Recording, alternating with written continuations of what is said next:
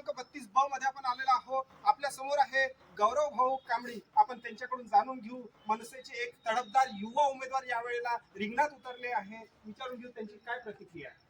सर्वांना माझं जय महाराष्ट्र. आणि महाराष्ट्र नवनिर्माण सेना ही मराठी माणसाच्या मागे सदैव उभी आहे. यापुढेही मराठी माणसाला आम्ही सपोर्ट करू, त्यासाठीच आपण रिंगणामध्ये उतरलेलो आहोत. आपल्या प्रभागाच्या समस्या सोडवण्याकरता जसे की पाण्याचा मुद्दा आहे, रस्त्यांचा मुद्दा आहे या, आणि मेन म्हणजे हे सिस्टम अशी झाली आहे आता की राजनेते हे स्वतःला जनतेचे सेवक नाही तर जनतेचे बॉस समजायला लागलेले आहेत. त्याच्यामुळे हे सिस्टम तोडण्याकरता, परिवर्तनाकरता आम्ही या सिस्टममध्ये उतरलो आहे आणि जनतेचे कार्य करण्याकरता आम्ही सदैव तत्पर आहोत.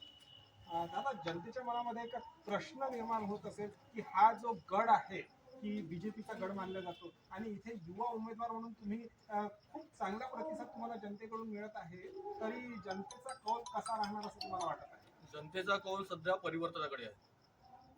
लोकांनी वारंवार तेच उमेदवार निवडून देऊन त्यांना बॉसेस बनवलेले आहे. ते सेवक आहेत हे गोष्ट विसरलेली आहे. ते गोष्ट त्यांना लक्षात देण्यासाठी त्यांचा गड तोडण्याची खूप आवश्यकता आहे. आणि जनतेला माझी सर्व विनंती आहे की युवा नेतृत्वाला, एक एज्युकेटेड नेतृत्वाला जनतेने चान्स द्यावा ही विनंती करतो.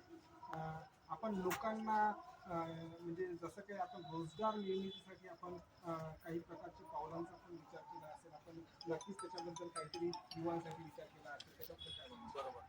आम्ही युवांसाठी जसं की C++, जावा, पायथन, जे लोक आपल्याकडे एज्युकेटेड आहे आणि त्यांची परिस्थिती खरंच नाही आहे की ते असे कोर्सेस करू शकतील, त्यांची गव्हर्नमेंटची ग्रँट मिळून आम्ही त्यांना हे एज्युकेशन देण्याचा प्रयत्न करू.